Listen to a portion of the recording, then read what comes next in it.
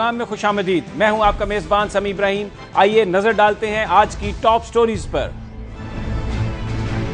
भारत से दोस्ती के उतावले होश करें। कश्मीर को नजरअंदाज करने का मतलब पाकिस्तान को बंजर और वीरान करना है। हाफिज मोहम्मद सईद। छोटू गैंग कौन है? अहलकारों की रिहाई मुज़ाकरात के जरिए, लेकिन ड्रामा मुकाबले का। ख्वाजा आसिफ वजीर आजम को क्या कहानी सुनाते रहे? फैसलाबाद के ताजरों ने भांडा फोड़ दिया। नंदीपुर पावर प्रोजेक्ट की कीमत किसने बढ़ाई? माल कौन हड़प करेगा? लोग इतने नाराज हैं कि एहतजाजी तहरीक के लिए किसी टाइम फ्रेम की जरूरत नहीं। ईद के बाद जमात इस्लामी मैदान में होगी। मुनव्वर हसन।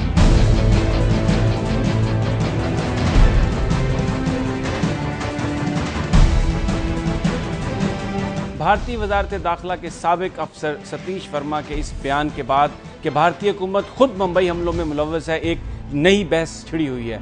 और उस कंट्रोवर्सी में जो सबसे ज़्यादा जो मुतासरा लोग हैं वो हैं लश्कर तैयबा, क्योंकि माजी में इंडियन हुकूमत ने उन पर यह इल्ज़ाम लगाया था कि ये नॉन स्टेट एक्टर्स पाकिस्तान के मुंबई में हमलों में मुलव्वस हैं। इस वक्त हुकूमत पाकिस्तान की ख्वाहिश है कि इंडिया के साथ ताल्लुकात बेहतर हो जाएं। लेकिन आज हम बात करेंगे हाफिज़ मोहम्मद सईद से, जो जमातुल दावा के सरबराह हैं, जिनकी लश्कर तैयबा जिसमें वो थे, इंडिया का सबसे पहला उन्हीं पर इल्ज़ाम था। आज उनसे ये जानने की कोशिश करेंगे कि वो क्या कहते हैं इस नई कंट्रोवर्सी में। अस्सलाम वालेकुम हाफिज़ साहब।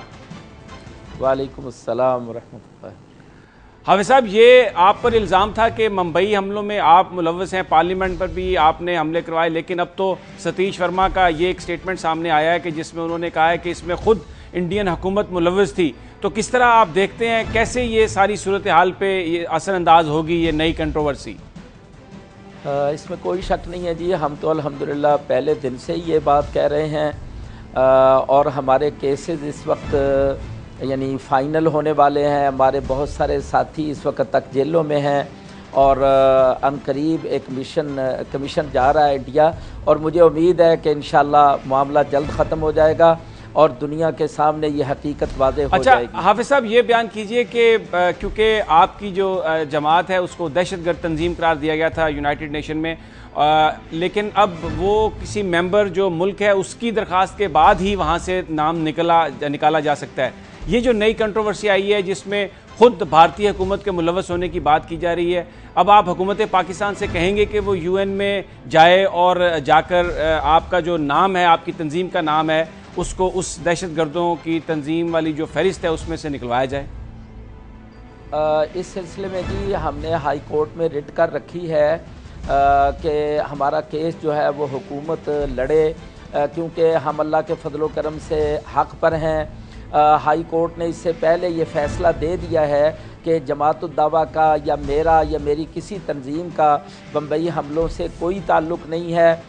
इसके बाद सुप्रीम कोर्ट भी ये फ़ैसला दे चुकी है। तो अल्हम्दुलिल्लाह हमारे कोर्ट्स और हमारे अंदर के मामला ठीक हैं, लेकिन चूँकि बैनुल अक़वामी दबाव खामखा इंडिया के प्रोपेगंडे की बुनियाद पर है, तो हाई कोर्ट में हमने रिट कर रखी है। इंशाल्लाह उसका फ़ैसला भी आएगा, लेकिन अखलाकी तौर पर भी हुकूमत पाकिस्तान की ये ज़िम्मेदारी बनती है कि जब हक़ाइक़ और हालात बिल्कुल वाज़ेह हैं और इंडिया की प्रोपेगंडे की कली खुल चुकी है, तो इस केस को यूएनओ के अंदर सलामती कौंसिल के अंदर ले जा के इस केस को वाज़ेह करे, क्योंकि असल में इंडिया का मकसद जमातुल दावा नहीं या मेरी ज़ात नहीं, वो पाकिस्तान पर इल्ज़ाम तराशियाँ करना चाहते हैं।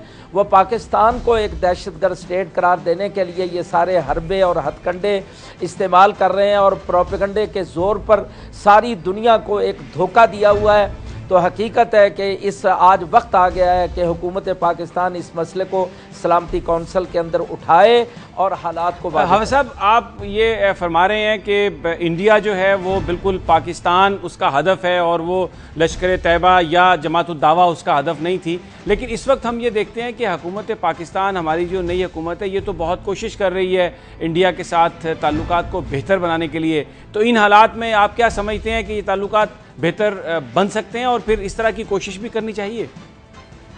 समी साहब, देखिए, मुल्कों के दरमियान मामलात चलते हैं, मुज़ाकरात होते हैं। हम मुज़ाकरात के का इनकार नहीं करते, चाहिए ज़रूर, आखिर ख़ित्ते के मामलात को हुकूमत ने चलाना है। लेकिन हम ये ज़रूर कहते हैं, वज़ीर आज़म साहब को मशवरा देते हैं कि आप इंडिया के साथ उसूलों की बुनियाद पर मुज़ाकरात कीजिए, आप ज़रूर बात कीजिए, लेकिन ये नहीं होना चाहिए कि बिजली के बहरान हल करने के लिए हम उनसे बिजली ख़रीदें।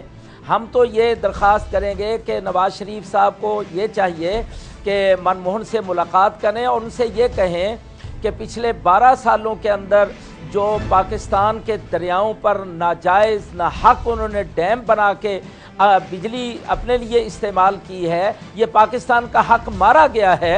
पाकिस्तान के पानियों का कंट्रोल इंडिया ने अपने हाथ में लिया है, टनल्स के ज़रिए रुख तब्दील किए हैं। तो नवाज़ शरीफ साहब ज़रूर मुलाकात करें, मुज़ाकरात करें, लेकिन उसूलों की बुनियाद पर करें और ये कहें कि हम तुमसे अपना हक़ मांगते हैं। अगर वो कश्मीर पर उसूली मौक़िफ़ जो पूरी दुनिया का है, इंडिया मानने के लिए तैयार है और मसला हल करने के लिए, हमारे पानियों का मसला हल करने के लिए तैयार है, तो सब कुछ हो सकता है। हम किसी पर ज़्यादती नहीं करना चाहते, मुज़ाकरात के दरवाजे खुले हैं, लेकिन ये तो नहीं होना चाहिए कि बलूचिस्तान के अंदर अलहदगी की जितनी तहरीक उठाए वो इंडिया, जो सबूत मिले इंडिया की तरफ से सारी तखरीबकारी, टारगेट किलिंग, पाकिस्तान के अंदर ये सारी खराबियाँ, बॉर्डर के ऊपर आए दिन की फायरिंग, और इसके बाद हम सिर्फ यकतरफा तौर पर ये जो है दोस्ती का राग अलापते रहें, इसकी बजाय जो हक़ाइक़ है उनको सामने रखना चाहिए। जो नए हाई कमिश्नर इंडिया के आए हैं उनके साथ भी बात कीजिए, वो भी दोस्ती चाहते हैं, हम भी दोस्ती का इनकार नहीं करते, लेकिन अगर जुल्म होगा फिर दोस्ती कहाँ होगी। अगर हक मारा जाएगा, पाकिस्तान के हक इतने मारे हैं इंडिया ने, इंसाफ पर बात होनी चाहिए। कश्मीर पर जो कोर इशू है बात होनी चाहिए, पानियों पर, डैमों पर बात होनी चाहिए, और इसके बाद कोई मामला जो है वो। हाफिज साहब, आप कह रहे हैं कि कश्मीर पर बात होनी चाहिए। इंडियन फॉरेन मिनिस्टर ये कह चुके हैं कि जिन मामलात का हल नहीं निकल सकता उन पर बात करने की कोई ज़रूरत नहीं। पाकिस्तानी जो सियासतदान हैं, बड़ी जमातों के जो कायदीन हैं, उनसे जब भी ऑफ द रिकॉर्ड बात हो तो वो ये कहते हैं कि कश्मीर का मसला हल होने वाला नहीं है। हमारी जो सियासी क़यादत है वो तो कश्मीर की बात करते हुए भी शर्माती है, क्योंकि वेस्ट की जानिब से ये प्रेशर है कि आप दूसरे मामलात पर बात करें। तो इन हालात में आप क्या समझते हैं, इस पर कुछ कमेंट करें कि ये फिर आगे चलकर क्या होगा? देखिए जी, ये हमारा रवैया, हमारी हुकूमतों का रवैया कतन सही नहीं है। ये कहना कि कश्मीर का मसला हल हो ही नहीं सकता, ये उसूली तौर पर बात गलत है। वहाँ लोग मर रहे हैं, वहाँ हुकूक गस्ब हो रहे हैं। आप देख लीजिए, इस वक्त कश्मीर के शुहदा की तादाद लाखों में पहुँच चुकी है, और एक छोटे से खित्ते में इंडिया ने 8 लाख फ़ौज मुसल्लत कर रखी है। तो ये कहना, और फिर अगर पाकिस्तान के अंदर से कुछ दानिश्वर ये कहते हैं कि जी ये मसला हल नहीं हो सकता, तो मेरा ख्याल है कि वो या तो इंडिया के प्रोपेगंडों से मुतासर हैं, या फिर वो पाकिस्तान में शायद किसी और की बात और किसी और की ज़ुबान जो है वो बोलना चाहते हैं। उनको चाहिए कि हक़ और इंसाफ की बात करें। और अगर ये चंद लोग हैं तो जनाब, इस वक्त समी साहब, लाखों लोग नहीं, करोड़ों पाकिस्तान के अंदर वो लोग हैं जो ये मांगते हैं कि इस मसले को हर सूरत में हल होना चाहिए। कश्मीर के बगैर, हल किए बगैर कोई मसला आगे चल ही नहीं सकता।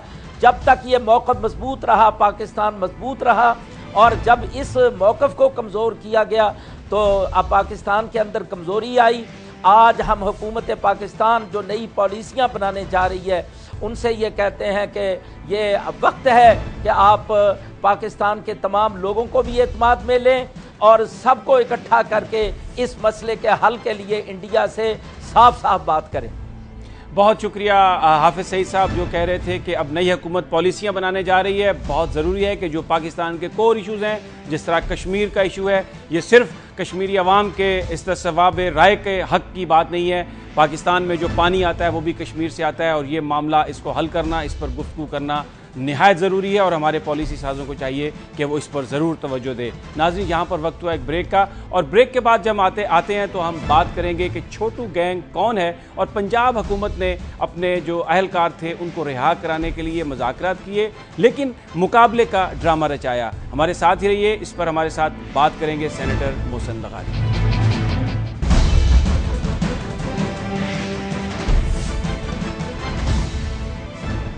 पंजाब, सिंध और बलूचिस्तान की सरहदों के करीब 200 किलोमीटर पर मुहित एक ऐसा इलाका भी है जहां हमारे इन तीनों सूबों की पुलिस और इंतजामिया बेबस नजर आती है।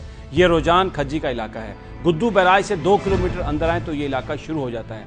यहाँ छोटू गैंग का सिक्का चलता है जिसके इलाके में मुकम्मल हुक्मरानी है। इस गैंग को बाज़ ब्यूरोक्रेट्स और सियासतदानों की सपोर्ट भी हासिल है। यह गैंग इतना ताकतवर है कि पुलिस को भी मुज़ाकरात करने पड़ते हैं। इस छोटू गैंग का सरबराह गुलाम रसूल है जो बकरानी बलोच है। इसकी उम्र तकरीबन 40 साल है। गुलाम रसूल इब्तदा में अपने कबायली झगड़ों में मुलव्वस रहा और जराइम की दुनिया में दाखिल हुआ। कत्ल, डकैती और अगवा की कई वारदातें की। इसके भाई, भतीजे और करीबी रिश्तेदार भी कत्ल हो चुके हैं। 2010 में भी पुलिस ने बज़ाहिर एक बड़ा ऑपरेशन किया, लेकिन असल में डाकुओं को एक महफूज रास्ता दे दिया गया था। यह भी बताया जाता है कि गुलाम रसूल उर्फ छोटू, इसका ताल्लुक बाज़ कालादम तंजीमों से भी है। ये अफगानिस्तान से भी ट्रेनिंग हासिल कर चुका है और शायद एक ये भी वजह है कि इस वक्त पंजाब की इंतजामिया इसके खिलाफ कोई फैसला कुन ऑपरेशन नहीं करती। ये सारी सूरत हाल जिसमें हमें ये नज़र आ रहा है कि पंजाब में हुकूमत अपनी रिट एस्टैब्लिश करने की बजाय इन क्रिमिनल से मुज़ाकरात का रास्ता अपना रही है। कहाँ ये सूरत हाल हमें ले जाएगी, आज इस हवाले से बात करने के लिए हमारे साथ मौजूद हैं सेनेटर मोहसिन लगारी। इनका ताल्लुक भी उसी इलाके से है। अस्सलाम वालेकुम लगारी साहब। एक बड़ी खौफनाक सी सूरत हाल है कि क्रिमिनल्स का एक ग्रुप है जो 200 किलोमीटर है, जिसमें पंजाब का इलाका है, सिंध का इलाका है, बलूचिस्तान का इलाका है। ये बड़ी आसानी से घूमते हैं और लोगों को अगवा करते हैं, पुलिस पर हमला करते हैं। और पंजाब पुलिस का तो आलम यह है कि बजाय इसके कि ये बताती कि हमने मुज़ाकरात करके लोगों को रिहा करवाया, ड्रामा रचा दिया इन्होंने कि जी हमने तो मुकाबला किया। समी साहब, ये जो इलाका है ये 3 सूबों के संगम पे तकरीबन जाके बनता है। तो वो वहाँ से बलूचिस्तान की तरफ भी निकल जाते हैं, सिंध में भी निकल जाते हैं। हमारे पंजाब से भी लोग किडनैप होकर वहाँ पे जाते हैं। डेरा गाजी खान, रहीम यार खान, राजनपुर, इन सारे इलाकों से अगवा बराए तावान के केसेस होते हैं और उस दरिया वाले इलाके में, दरियाई इलाके में जाके और फिर रैंसम का उनका पे करके और लोग निकलते हैं। ये कुछ अर्सा पहले जैसे आपने बताया 2010-2011 में भी इस इलाके के अंदर एक ऑपरेशन करके इसको साफ़ कर दिया गया था।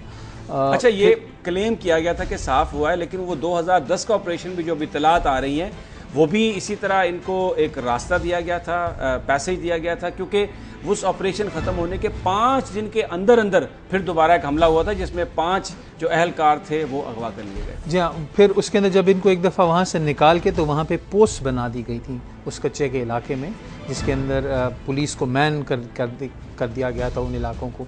लेकिन फिर शायद बदकिस्मती से हमने ये देखा कि उसमें इतना इंटरेस्ट नहीं लिया गया, या शायद कोई मकामी लोगों के उसमें इंटरेस्ट ऐसे थे कि वो नहीं चाहते थे कि पुलिस की प्रेजेंस वहाँ पे हो। तो पुलिस की वहाँ पे प्रेजेंस बराए नाम थी। अभी भी अगर हम देखें तो ये जो इंसिडेंट हुआ है इसमें 9 पुलिस वाले गालिबन जो थे वो अगवा कर लिए गए। तो ये 9-10 लोगों की तो बस की बात नहीं है कि वो इन क्रिमिनल गैंग्स के साथ एक्ट करें। एक मजबूत हुकूमत की तरफ से एक मौक़िफ़ आने। लगारी साहब, जो मैं आपसे करना चाहता हूँ, क्योंकि आप उस इलाके से ताल्लुक़ रखते हैं, ये मुमकिन नज़र नहीं आता कि इतने बड़े वसी पैमाने पर कोई क्रिमिनल्स कार्रवाई करें, तो यकीनन कोई बासर अफराद तो हैं जो इनको सपोर्ट कर रहे हैं। देखें, अभी पंजाब हुकूमत ने जब से ये हुकूमत बनी है, केयर टेकर दौरान वहाँ पे राजनपुर में इस वक्त तक, आज शायद DPO कोई पोस्ट हो गया हो तो और बात है, वरना राजनपुर बग़ैर एक DPO के है। एक हमारी ये बहुत एक बदकिस्मती की बात है जो मैं समझता हूँ कि हम अफसरान को उन ज़िलों में पोस्ट करने के लिए मकामी इलेक्टेड लोगों से मशवरे और उनके अप्रूवल और ओके के बाद वहाँ पे लोग लगाते हैं। तो राजनपुर का ज़िला जो था पिछले कई दिनों से DPO से के बग़ैर था, शायद आज या कल में वहाँ पे कोई DPO अपॉइंट किया गया। जब एक ज़िला DPO के बग़ैर है और एक पुलिस जैसे अहम महकमे का हेड वहाँ पे नहीं है, तो एक वैक्यूम क्रिएट होता है। और उस वैक्यूम का फ़ायदा उठाते हुए इन गैंग वालों ने ये एक एक्शन किया जिसमें उन्होंने हमारे पुलिस के एहलकारों को अगवा करके और नेगोशिएट करके उन्होंने कुछ अपने लोग भी रिहा करवाए हैं। और हमारा एक पुलिस जो है वो ड्रामा कर रही है कि हमने एक मुकाबला किया। अच्छा, एक सवाल जो उठता है मोहसिन साहब कि अगर वहाँ पर वो इलाका नो गो एरिया बन चुका है, पुलिस वहाँ पर नहीं जा सकी, तो हमें ये इस बात का क्या इल्म हो सकता है वहाँ पर कोई ऐसी कालादम तंजीमों के लोग भी हों, वहाँ पर कोई उनकी ट्रेनिंग भी हो रही हो? ये किस तरह से मुमकिन है कि पंजाब हुकूमत की रेटी वहाँ पर इस्टेब्लिश नहीं हो रही? सिर्फ साहब, वो इलाका अगर आप पाकिस्तान का नक्शा देखें तो पाकिस्तान का ऐन वस्त है वो इलाका। पाकिस्तान का ऐन वस्त है वो इलाका, बिल्कुल सेंटर है आपके मुल्क का वो। उसके एक तरफ एक सूबा है, एक तरफ एक सूबा है, एक तरफ पूरे सूबे उस तरफ हैं। तो ये है तो बड़ी ख़तरनाक बात कि हमारे मुल्क के वस्त में भी हमारे हुकूमत का रिट नहीं है। हुकूमत की रिट कायम करना तो सबसे अव्वलीन फ़र्ज़ है हुकूमत का। अगर हर वक्त हमने नेगोशिएट करके, गिव इन करके और अपने जो डिमांड्स हैं उनकी वो पूरी करनी है उन लोगों की जो इस किस्म की एक्टिविटीज़ में हैं। इसमें दो चीज़ें नज़र आ रही हैं। एक तो ये कि हुकूमत अपनी रिट नहीं एस्टेब्लिश कर सकी, दूसरा फिर आवाम के साथ, क्योंकि पॉलिटिकल गवर्नमेंट है, आपका एक मैंडेट है, एक सच का रिश्ता होना चाहिए। बजाय इसके अपनी इस कमी को वो तस्लीम करें, अब वो ये तासुर ये देने की कोशिश की जा रही है कि जैसे एक पूरा मुकाबला हुआ, मुकाबले के बाद उन लोगों को हमने छुड़वाया। लेकिन ये कैसा मुकाबला है? इसमें कोई ज़ख्मी नहीं हुआ, कोई इसमें वो नहीं हुआ, मारा नहीं गया। बल्कि मैं अपने नुमाइंदे से बात कर रहा था, उन्होंने कहा कि अगर आप ये ट्रैक करवा लें मोबाइल फ़ोन्स के कौन से पोल से फ़ोन आया था, कौन से टावर से, तो आपको पता चलेगा वो अफसरान जो ये कह रहे हैं कि हम मुकाबले में शरीक थे, वो उनकी प्रेजेंस उस एरिया में होगी ही नहीं, वो तो रेस्ट हाउस में थे। तो ये सब क्या ये जो नेगोशिएशन हुई हैं जी, मेरी इतला के मुताबिक वहाँ के जो मकामी MP हैं सरदार आतिफ मज़ारी, उन्होंने ये नेगोशिएशंस करके उन्होंने ये इन पुलिस के एहलकारों को, और जो एक डॉक्टर साहब थे जो अगवा हुए थे वो, और उनके में फर्जंद उनके साथ थे, उनकी ये जो है सरदार आतिफ मज़ारी ने नेगोशिएट करके तो उनको छुड़वाया है वहाँ से। पुलिस के जो एहलकार हैं मेरे इतला के मुताबिक तो उन नेगोशिएशंस में शामिल ही नहीं थे, क्योंकि शायद जो छोटू गैंग था वो पुलिस के साथ उनका एतमाद का वो रिश्ता नहीं था, या पुलिस के साथ वो बात नहीं करना चाहते थे, जो भी वजह थे। ये एक लोकल रिप्रेजेंटेटिव जो मकामी MP थे उन्हीं के नेगोशिएशन के साथ ये मसला वहाँ तक हल हुआ है। सबसे बड़ी इसमें जो मुझे जिस चीज़ पे परेशानी है जी वो ये है कि हुकूमत का काम ये नहीं है कि जब आपने नेगोशिएट करके क्रिमिनल्स की डिमांड्स को गिवन किया तो हुकूमत ने अपनी रेट को लूज़ कर दिया। अब ये एक प्रेसिडेंस बन जाएगा, अब ये एक मिसाल बन जाएगी कि इस तरह करना है, तो कल को कोई और यही काम करेगा कि भाई अगर हम हुकूमत के पे दबाव डालेंगे तो हम नेगोशिएट करके हम भी उनसे निकल। बड़ा अजीब लग रहा था कल वज़ीर आज़म फैसलाबाद में थे, वो ये कह रहे थे कि हम बिजली चोरों को नहीं छोड़ेंगे, गैस चोरों को नहीं छोड़ेंगे, किसी की ज़मानत नहीं होगी। और ऐन उसी वक्त जो पंजाब की पुलिस है वो डाकुओं से, क्रिमिनल्स के साथ मुज़ाकरात कर रही थी और अपने बंदे छुड़वाने के लिए उनके बंदे रिहा कर रहे थे। अगर आपने उसका कवरेज पे आप गौर करें तो हम देख रहे थे कि मैंने तो फुटेज देखी है कि हेलीकॉप्टर हवा में हैं और बख्तर बंद गाड़ियाँ जा रही हैं, पंजाब पुलिस उन पर लिखा हुआ, और वो सारा ऑपरेशन वीडियो फुटेज तो बड़े इम्प्रेसिव बनाए हैं जी पंजाब पुलिस। नहीं, वीडियो फुटेज तो बड़ी अच्छी है, वो तो पूरा ड्रामा उन्होंने किया है ये तासुर देने के लिए कि हमने ये सब मुकाबला करके किया है। लेकिन जो मकामी लोग हैं जब उनसे बात होती है तो वो कहते हैं, जो आप फरमा रहे हैं कि ये तो सरदार आतिफ मज़ारी ने इन सबको रिलीज़ करवाया, वहाँ पर तो किसी किस्म का कोई ऑपरेशन हुआ ही नहीं। जी हाँ, रेट ऑफ द गवर्नमेंट तो नहीं हुई। फिर वही हुआ कि मुज़ाकरात और लोकल इन्फ्लुएंशियल, क्योंकि सर आतिफ मज़ारी कबाइल के सरदार घराने में से है, और उनका क्योंकि अपना एक असर, not as an MPA, not as representative of the government, क्योंकि वो उस कौम के, उस इलाके के बड़े हैं, उनका अपना एक जो मोतबर होने का होता है, उसकी वजह से ये हुआ है, ना कि हुकूमत का इसमें कोई होता है। हुकूमत का एक फेलियर है जी। बहुत शुक्रिया मोहसिन लगारी साहब। नाज़रीन हमारे साथ रहिए, यहाँ पर वक्त हुआ एक ब्रेक का, लेकिन ब्रेक के बाद हम आपको अहवाल बताएंगे कल ताजरों के साथ जो मीटिंग थी वज़ीर-ए-आज़म नवाज शरीफ की फैसलाबाद में, उस मीटिंग में किस तरह ताजरों ने इस बात का भांडा फोड़ा कि जो लोड शेडिंग है वो गैर एलानिया है, और अगर उन्हें ये बताया जा रहा है वज़ीर-ए-आज़म को कि मामला सब ठीक है तो वो मामला ठीक नहीं है।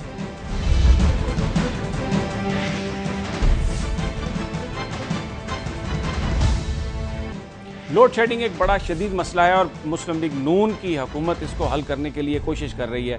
यही बात मुस्लिम लीग नून के कायदीन कह रहे हैं। कल जब वज़ीर-ए-आज़म नवाज शरीफ फैसलाबाद में थे, वहाँ पर ताजरों से उनकी एक मुलाकात हुई, और उस मुलाकात में ताजरों ने वज़ीर-ए-आज़म से बड़ी शिकायत की। उनका ये कहना था कि हुकूमत ने यह कहा भी है कि 1700 मेगावाट बिजली शामिल कर दी गई है नेशनल ग्रिड में, और ये भी कहा गया है कि गैर एलानिया लोड शेडिंग नहीं होगी, लेकिन सर्कुलर डेट की अदायगी के बावजूद इस वक्त जो सूरत हाल है वो माजी के मुकाबले में बहुत ज़्यादा बुरी है, जिस पर वज़ीर-ए-आज़म ने वफाकी वज़ीर पानी बिजली ख्वाजा आसिफ की जानब देखा और उनसे कहा कि ख्वाजा साहब आप तो कुछ और बता रहे थे। इसके अलावा कल उस मीटिंग में क्या गुफ्तगू हुई, ताजरों के क्या जज्बात थे और मियाँ साहब के क्या जवाबात, ये जानने के लिए हम चलेंगे फैसलाबाद। हमारे ब्यूरो चीफ गुलाम मोहिउद्दीन हमारे साथ मौजूद हैं। अस्सलाम वालेकुम मोहिउद्दीन।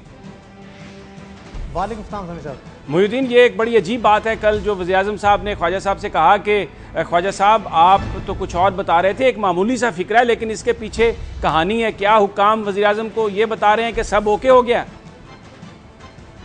आज जी बिल्कुल समी साहब, जो कल यहाँ अजलास हुआ था उससे बाहर यही लग रहा था कि जो वज़ीर आज़म को रिपोर्ट्स पेश कर रही है वजारत पानी और बिजली या पेपको के हुकाम, वो बिल्कुल सब अच्छा की रिपोर्ट्स हैं।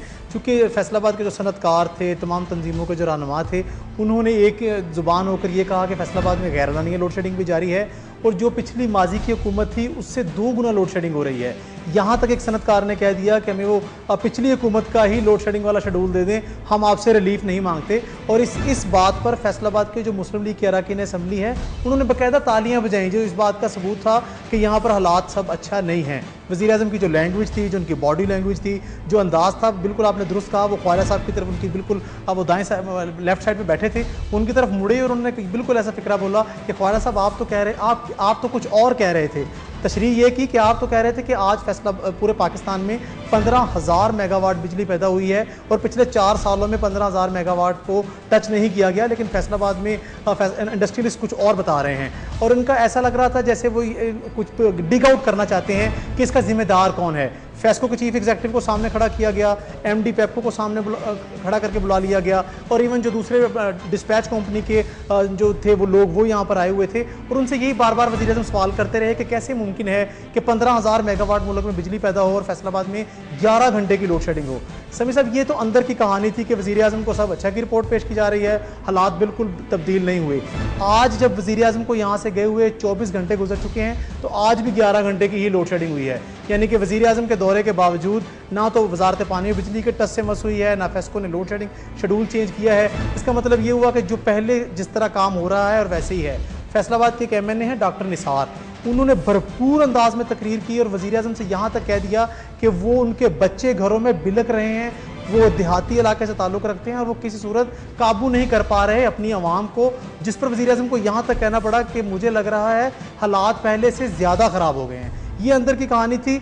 बाहर की कहानी ये है कि 24 घंटे बाद भी हालात जूं के तूं हैं। लोड शेडिंग फैसलाबाद की जूं की तूं है, गैस लोड शेडिंग वैसी की वैसी ही है और गैस और बिजली का बुरान बिल्कुल तब्दील यहाँ पर नहीं हुआ। बहुत बहुत शुक्रिया गुलाम मोहिउद्दीन, जो ये बता रहे थे कि वज़ीर आज़म वहाँ से आ गए लेकिन 24 घंटे के बाद भी जो गैर एलानिया लोड शेडिंग वो जारी है और 11-11 घंटे की लोड शेडिंग हो रही है। नाजरीन, अब हम आपको एक दूसरे मसले की जानिब लिए चलते हैं। ये भी पावर से, एनर्जी से रिलेटेड है, वो है नंदीपुर पावर प्रोजेक्ट। ये प्रोजेक्ट अभी दोबारा इसको रिन्यू किया जा रहा है, चाइना के साथ कॉन्ट्रैक्ट हुआ है। ख़बरें ये आ रही हैं कि 37 अरब रुपया इसकी एक्चुअल कीमत थी, लेकिन अब वो बढ़ाकर 57 अरब रुपया कर दी गई है। और इस हवाले से जो पेप्को के साबका MD हैं मुनव्वर बसीर साहब, उन्होंने ख़त भी लिखा एक चीफ जस्टिस ऑफ पाकिस्तान को इस हवाले से कि इसकी तहकीकात की जानी चाहिए, क्योंकि कोई बीच की पार्टी है जो इस रकम को हड़प करना चाहती है। और इस पर वज़ीर आज़म ने तहकीकात का भी हुक्म दिया है, 3 दिन के अंदर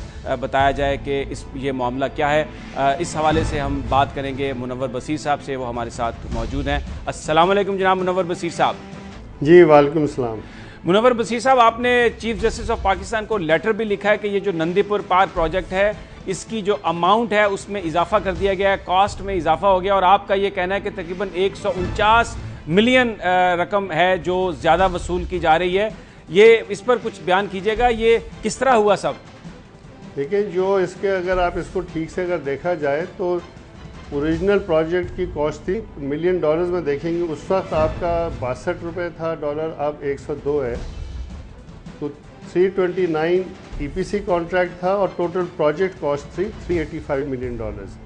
अब ये बढ़ा के 570 मिलियन पे ले गए और जो मोटा मोटा इन्होंने 50 मिलियन डॉलर्स रखे हैं कि डैमेज इक्विपमेंट की रिप्लेसमेंट। सुप्रीम कोर्ट के पास रिपोर्ट है जो नेस्पाक और दूसरे इंजीनियर ने सामान को इंस्पेक्ट किया और उन्होंने बड़ा क्लियरली लिखा हुआ है कि जो सामान जो है equipment is in good condition and there is no major damage. वो जंग वाला तो छोटा मोटा लगता है, ऐसे प्लांट्स में जो होता है वो तो फील्ड पे असेंबल होते हैं, सैंड ब्लास्टिंग होती है, पेंटिंग होती है, तो उसका 1-2 मिलियन डॉलर खर्च। दूसरा जो है वो कि जी गैस पे कन्वर्जन कर रहे हैं। जो हमारे पास 8-10 गैस के प्लांट्स हैं, आप देखिए उनको गैस मिल नहीं रही। आप इसको इस वक्त गैस पे कन्वर्ट करने की कोई मंतक नहीं आती कि 25 से 30 मिलियन डॉलर आप गैस पे कन्वर्ट कर लें। इसके अलावा वो कह रहे हैं कि जी चाइनीज़ को हम इतनी एस्केलेशन देंगे। चाइनीज़ ने खुद जब मुँह से 40 मिलियन पे राज़ी हुए हैं, अखबारों में आया है, तो आप 40 मिलियन डॉलर, इससे ज़्यादा तो आप नहीं दे सकते। फिर जो आपकी इंटरेस्ट आता है ड्यूरिंग कंस्ट्रक्शन, वो भी कैलकुलेट करके जो आपका ऑफिशियल रेट है, ये जो लोन्स थे ये गवर्नमेंट के लोन्स थे, कोफास फ्रेंच है, साइनोशोर का जो है चाइनीज़ है, ये लो इंटरेस्ट लोन्स होते हैं, इन पे इतना इंटरेस्ट नहीं लग सकता। इसलिए ये कॉस्ट जो इतना डिफरेंशियल 100-125 मिलियन डॉलर ज़्यादा जो है ये नहीं समझ आती। ये इस पर वज़ीर-ए-आज़म साहब ने एक इंक्वायरी भी होल्ड की है कि 3 दिन में उनको रिपोर्ट दी जाए। आप सुप्रीम कोर्ट में भी आपने लेटर भी लिखा है, तो आपको लगता है कि ये जो कास्ट है जो इतनी बढ़ाई गई है, ये इस आपके इस लेटर के बाद और वज़ीर-ए-आज़म की इंक्वायरी की जो हदायत है उसके बाद कुछ कम होगी, या अब ये चाइना के साथ एग्रीमेंट हो चुका है इतनी कॉस्ट पे? नहीं, देखें, जो कॉस्ट जो है वो एग्रीमेंट अगर हो भी चुका है तो ये अगर इर्रेशनल कॉस्ट है तो कम करनी पड़ेगी। और कल हमारे दोस्त हैं ख्वाजा आसिफ साहब, वो टीवी पे किसी चैनल पे थे, उन्होंने ये कहा है कि जी इंक्वायरी करेंगे, अगर इसमें बेजा इजाफा हुआ है तो कम करेंगे। ये बड़ी अच्छी बात है कि वज़ीर आज़म ने नोटिस लिया, मिनिस्टर साहब ने नोटिस लिया, ECC ने नोटिस लिया। लेकिन बात यह है कि अगर इंक्वायरी वही लोग करेंगे जिन्होंने ये रिवाइज PC1 बनाया, तो वो कोई ना कोई रास्ता ढूंढ लेंगे जस्टिफाई करने का। इसके लिए एक तो 3 दिन वक्त मेरे ख्याल से कम है, और एक लाजिम है कि इंडिपेंडेंट, आप चार्टर्ड अकाउंटेंट है या कोई ऑडिटर है, वो देख के इसको करे और चाइनीज़ के साथ बैठे। चाइनीज़, मैं आपको बताना चाहूँगा, ये आप ही की चैनल थी दुनिया TV, आज से तकरीबन 3 साल पहले जब ये फ़ाइल रोकी गई थी बाबा रवान साहब के ऑफिस में, मिनिस्ट्री ऑफ लॉ में, मैंने सबसे पहले इसको कहा था कि जी ये गलत हो रहा है और ये पैसे कमीशन का मामला क्योंकि तय नहीं हुआ, इसलिए फिर ये कर रहे हैं कि जी इसको डिले करो। तो वो जो डिले हुई है, ये मैं समझता हूँ ये भी लाजिम है कि सुप्रीम कोर्ट में ऑलरेडी केस है, उसको भी देखें, उसकी किसकी ज़िम्मेदारी है। और वो जो डिले अगर हुई है इंटेंशनली, देखें ना, ये तो जान के डिले किया अपने फ़ायदे के लिए, मुल्क का फ़ायदा आपने नहीं देखा। उसमें जो आपका इंटरेस्ट पड़ा, डिले हुई, एस्केलेशन कुछ हुई, जितनी रीज़नेबल एस्केलेशन है वो आपके सामने है। जो बाकी अगर अब ये हुकूमत आके उसी गलती को अगर और आगे बढ़ाएगी तो ये तो बेजा है। बहुत बहुत शुक्रिया मुनव्वर बसीर साहब, जो ये कह रहे थे कि ये कास्ट बढ़ गई है। ये बड़ी अच्छी बात है कि वज़ीर-ए-आज़म ने भी इंक्वायरी का कहा है और ख्वाजा आसिफ साहब भी ये कह रहे हैं कि वो मामले की तहकीकात करेंगे। उनका ये कहना था कि इसको ट्रांसपेरेंट बनाना चाहिए, चाइनीज़ से बात करनी चाहिए, क्योंकि इतनी ज़्यादा कॉस्ट नहीं हो सकती। नाज़रीन, यहाँ पर वक्त हुआ एक ब्रेक का, हमारे साथ रहिए। लेकिन ब्रेक के बाद हम बात करेंगे जमात इस्लामी के अमीर अल्लामा मुनव्वर हसन से, क्योंकि वो कहते हैं कि इस वक्त अवाम इतने नाराज़ हैं कि एहतजाजी कॉल के लिए किसी टाइम फ्रेम की ज़रूरत नहीं है, और ईद के बाद जमात इस्लामी मैदान में।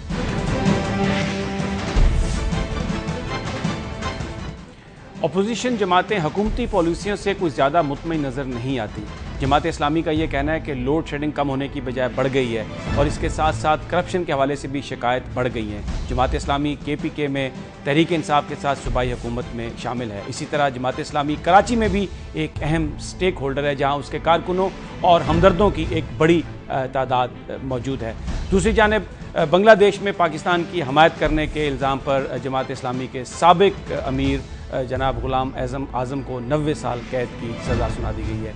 जमात इस्लामी इस सारी सूरत हाल को किस तरह से देख रही है, पाकिस्तान के अंदर उनकी क्या पॉलिसी होगी, और जो बांग्लादेश में उनकी जमात के एक साबिक अमीर को सज़ा सुनाई गई है, इस हवाले से क्या सोचती है जमात इस्लामी, ये जानने के लिए आज हमारे साथ मौजूद हैं जमात इस्लामी के अमीर अल्लामा मुनव्वर हसन साहब। अस्सलाम वालेकुम अल्लामा साहब। जी वालेकुम अस्सलाम व रहमतुल्लाह। अल्लामा साहब, ये बयान कीजिएगा, जो ये नई हुकूमत है, लोगों ने तो इसलिए वोट दिया, ये मैंडेट इसलिए दिया कि वो उसको रिलीफ चाहते थे, लेकिन हम ये देख रहे हैं कि रिलीफ की बजाय लोगों की मुश्किलात में इजाफा हुआ है, चाहे वो बजट हो या लोड शेडिंग हो। किस तरह से कमेंट करेंगे आप इस सारी सूरत हाल पर? जी बहुत शुक्रिया। बिस्मिल्लाहिर्रहमानिर्रहीम। देखिए, जो लोग एक मंशूर के तहत कुछ वादों और दावों के नतीजे में बरसर इक़्तिदार आए हैं, और जो इससे पिछली हुकूमत को आए दिन सुबह शाम कोसते रहते थे, बद्दुआएं उनके लिए करते थे, कैंप बना रखे थे उन्होंने मीनार पाकिस्तान पर, वजह तौर पर उनसे लोग ये तवक्को करते हैं कि अगर उनके मसाइल को हल करने में कुछ वक्त लगे भी तो कम से कम उसमें इजाफ़ा तो ना हो। टैक्सों की दुनिया में इजाफ़ा हो गया है, महंगाई में इजाफ़ा हो गया है, लाकानूनियत में इजाफ़ा हो गया है, दहशत गर्दी में इजाफ़ा, मसला दरअसल ये है कि जो लोग इक़्तिदार में आ जाते हैं वो इस बात को भूल जाते हैं कि उनका मंशूर भी है जिस पर उन्होंने लोगों से वोट लिए हैं, और फिर उन्हें ये याद नहीं रहता कि माशी बहरान सियासी बहरान में तब्दील होते कुछ ज़्यादा वक्त नहीं लगा करता। वही लोग जिन्होंने वोट दिए वो सड़कों पर जब निकल आते हैं और सख्त शदीद गर्मी के अंदर अपने आप को कोसते और मातम शुरू कर देते हैं, तो यकीनी तौर पर फिर इनके हाथों के तोते उड़ने लगते हैं। तो मैं समझता हूँ कि इस हुकूमत ने तमाम मामलात को मिस हैंडल किया है, और उसका बड़ा सबब यही है कि IMF के पास फिर दोबारा चले गए, उसकी मन्नतें करने लग गए। कह रहे थे कि नहीं जाएंगे, अपनी शराइत पर करवाएंगे। कभी IMF ने किसी की शराइत पर कर्जा दिया है? जब कोई आदमी कर्जा देता है तो कर्जा लेने वाले की शराइत सुनी जाती। इस कदर बेतुकी बातें, इर्रेशनल सारी गुफ्तगू करते रहे हैं। तो इसलिए लोगों के अंदर एक ख़ास किस्म का गम व गुस्सा है, एक जुनलाहट की, इश्तियाल की कैफियत है, और उसके नतीजे में लोग सब कुछ करने के लिए, मरने मारने के लिए तैयार हैं। और जाहिर है कि अच्छा अलामा साहब, ये जो आपने मंजर कशी की है, ये बताइए कि अगर ये सूरत हाल इस तरह रहती है, लोगों की बेचैनी और परेशानी इसी तरह बढ़ती है, तो आप क्या समझते हैं, कितना टाइम फ्रेम आप देते हैं सियासी जमातों को कि वो फिर मुनज़्ज़म अंदाज में बाहर निकलें, सड़कों पे कोई एहतजाज करें? नहीं, देखिए, सड़कों पर आने के लिए कोई लिखा हुआ प्रोग्राम रूबा अमल नहीं आया करता, और कोई तहरीरी चीज़ें जो हैं उसके मुताबिक, शेड्यूल के मुताबिक चीज़ें नहीं अंजाम पाती हैं। गुस्से और झुंझलाहट में जो फ़ैसले होते हैं वो तो आदमी अपने कपड़े भी फाड़ देता है और अगले आदमी का भी मुँह नोच लेता है, और उसकी नफ्सियात ही बदल जाती है। ख़ुदकुशियों पर जिस तरह लोग आमादा होते हैं वो कैफियत पूरी कौम की होने लगती है। तो टाइम फ्रेम तो ऐसा नहीं दिया जा सकता, लेकिन ये बात कही जा सकती है कि बहुत कम वक्त के अंदर रमज़ान गुजरने की शायद देर हो या ईद को मना लेने की देर हो, लेकिन ईद जिस तरह मनेगी उसके नतीजे में हालात की ख़राबी मज़ीद हाथ आएगी, और जो कुछ आवाम को मिलना चाहिए ना मिलने की सूरत में लोग जब कफ़े अफसोस बलेंगे, तो ईद के बाद तो फिर दमादम अस्कलंदर की कैफियत नज़र आने लगी। अच्छा अलामा साहब, बांग्लादेश से जो खबरें आ रही हैं, वहाँ पर आपकी जमात के साबिक अमीर को 90 साल की कैद सुना दी गई है, इसलिए कि वो पाकिस्तान की उन्होंने हमायत की थी। इस हवाले से कमेंट करेंगे आप? उनका पाकिस्तान की हिमायत करना आइनी कानूनी तौर पर 100% दुरुस्त था। वो उस वक्त पाकिस्तान था, उससे जो लोग बगावत कर रहे थे उनके खिलाफ मुकदमा तो चलाया जा सकता है, लेकिन जो हिमायत कर रहे थे वो तो आइनी कानूनी हक़ को इस्तेमाल कर रहे थे। लेकिन असल में मुद्दई सुस्त और गवाह चुस्त वाली बात है। ये काम हुकूमत पाकिस्तान को करना चाहिए था। शेख मुजीब की हुकूमत में पाकिस्तान की हुकूमत के साथ एक मुआहदा कर लिया था, जो इनके पास रिकॉर्ड में मौजूद है, वो लेकर आना चाहिए था, और उसमें ये बात मौजूद थी कि अब कोई जंगी जराइम के हवाले से मुकदमात नहीं चलेंगे और तमाम मामलात को सेटल कर लिया गया है। तो अगर जहाँ एक तरफ हसीना वाजिद का मामला है कि उसकी पॉपुलैरिटी ज़ीरो पर आ गई है, उसका गिराफ नीचे गिर रहा है, इलेक्शन बिल्कुल सर पर आ गए हैं, वो अपने आप को बचाने के लिए और अपनी राय आमा को अपने साथ लेकर चलने के लिए इस तरह के हथकंडे इस्तेमाल किए हुए हैं। लेकिन हमारी हुकूमत ने उन लोगों को तन्हा और अकेला छोड़ दिया कि जिन्होंने उन तारीख़ों तक जब पाकिस्तान नक्शे पर मौजूद था उसकी हिमायत की थी, और ये कोई गैर कानूनी गैर आइनी काम नहीं किया था। मुजीब अच्छा अलामा साहब, एक इस पे आप ज़रूर कमेंट कीजिए कि हम देखते हैं मिडल ईस्ट में, दूसरे इस्लामिक ममालिक में जो मूवमेंट्स हैं, मजहबी तहरीकें जो हैं वो बढ़ रही हैं, जैसे मिडल ईस्ट में अरब स्प्रिंग आया। लेकिन अगर हम पाकिस्तान पर नज़र डालते हैं तो हमें जो मजहबी सियासी जमातें हैं उनका किरदार हमें महदूद होता हुआ नज़र आ रहा है। असल में यहाँ इस खत्ते में पिछले 12 साल से तो अमेरिका बैठा हुआ है, और उसके ड्रोन हमले भी हो रहे हैं, और उसने मिलिट्री ऑपरेशन भी शुरू किया हुआ है, और उसके नतीजे में ख़ुदकुश हमले भी हो रहे हैं। तो हमारी तो आज़ादी और ख़ुद मुख्तारी अमलन सल्ब हो चुकी है, और हम गैरों के ग़ुलाम हो चुके हैं। यानी अमेरिका के अलावा भारत के भी ग़ुलाम अपने आप को हमने बना लिया है। और अमेरिका कहता है कि भारत का बड़ा रोल होगा अफ़गानिस्तान के अंदर जो इंतखाबात होने जा रहे हैं। भारत का तो कोई बॉर्डर ही नहीं मिलता अफ़गानिस्तान से, उसका क्या रोल हो सकता है? और उसने अगर कोई रोल प्ले करने की कोशिश की तो तालिबान ने जो कसर छोड़ दी अमरीकियों के साथ, उस कसर को भारतीयों के साथ वो पूरा कर लेंगे। भारतीयों के पास तो वो साइंस और टेक्नोलॉजी भी नहीं होगी जो अमेरिका और नेटो के लोग लेकर आए थे और अपने तहफ़्फ़ुज़ के लिए कुछ ना कुछ कोशा थे, लेकिन वो शिकस्त से दो चार हुए हैं, हज़ीमत उनका मुक़द्दर ठहरी है। तो भारत भला क्या रोल अदा करेगा? इसलिए हमारे कॉन्टेक्स्ट के अंदर बहुत सारी कन्फ्लिक्टिंग चीज़ें हैं, कंट्राडिक्टरी चीज़ें हैं। मुझे जुज़वी तौर पर आपकी बात से इत्तेफाक है कि हमारे यहाँ ये रोल कम हो रहा है, और ये रोल अगर कम होगा तो उसके नतीजे में तालिबान का रोल बढ़ेगा। तो उसके नतीजे में असलहे का रोल बढ़ेगा, इसलिए कि लोगों को मालूम है कि जमहूरियत के नतीजे में तो जाली डिग्री वाले कामयाब होते हैं। जमहूरियत के नतीजे में जो लोग महंगाई बढ़ाते हैं उन्हीं को वोट भी ज़्यादा मिलते हैं।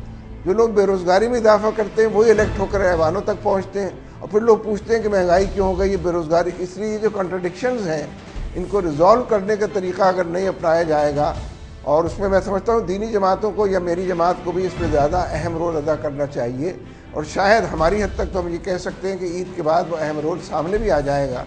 लेकिन अदरवाइज़ ये एक बड़ी फ़िक्रअंगेज़ मौजू है और ये बड़ी तशवीश की बात है और सवालिया निशान है जिसका जवाब दे रहा है। अच्छा अलामा साहब, थोड़ा सा ये बयान कीजिए, वजाहत कीजिए कि ईद के बाद आप किस तरह का स्ट्रेटजी अपनाएंगे, क्या रोल होगा आपका?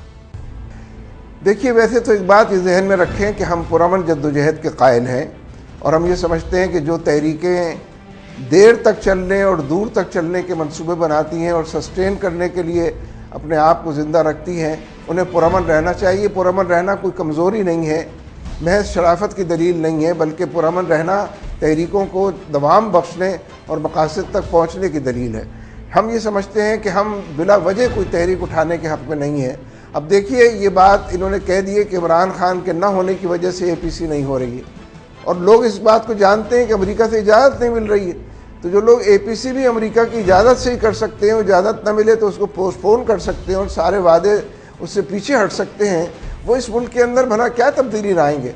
लिहाजा तब्दीली के नारे लगाने वाले भी और आवाम की बका बुनियादी मसला, मैं फिर एक बात अर्ज़ करने की जसारत करूँ, ये है कि एक मुका हो चुका है, एक मायदा मौजूद है, और उस मायदे के तहत सूरत हाल ये है कि अमीरों को अमीर तर किया जाए। टैक्सों के हवाले से जो सूरत बन गई है, आम आदमी पर टैक्स इजाफा किया जाए, GST 16 से 17% हो जाए, लेकिन ये कि उनसे टैक्स भी वसूल ना किए जाए और ज़रई आमदनी पर टैक्स भी न लगाया जाए। पहले नवाज शरीफ साहब ने कहा था कि तमाम आमदनी के जितने ज़राए सब पर टैक्स लगेगा, लेकिन ज़रई आमदनी पर टैक्स भी नहीं लगाया गया। तो ये मुका है उन तमाम क़ुव्वतों के दरमियान कि जो इस मुल्क के अंदर अपना राज चाहती हैं और आवाम की कमर तोड़ना चाहती हैं, और ये बहुत बहुत शुक्रिया अलामा मुनव्वर हसन साहब, जो ये कह रहे थे कि अगर अवामी मसाइल हल ना हुए तो फिर एहतजाज के लिए किसी कॉल की ज़रूरत नहीं होती और लोग सड़कों पर आ जाते हैं। इसके साथ साथ उनका ये भी कहना था कि ईद के बाद यकीनन जमात इस्लामी मैदान में होगी, नई पॉलिसी अडॉप्ट की जाएगी और जो मजहबी सियासी जमातों का किरदार है उसको बढ़ाया जाएगा, क्योंकि अगर ये किरदार कम होता गया तो फिर तालिबान जैसी क़ुव्वतें जो हैं वो सर उठाती हैं और वो पावरफुल हो जाती हैं। नाज़रीन, यहाँ पर आज के प्रोग्राम का वक्त ख़त्म होता है। कल आपसे फिर मुलाकात होगी टॉप स्टोरीज़ में। तब तक अपना और अपने साथियों का ख्याल रखिएगा। अल्लाह हाफ़िज़।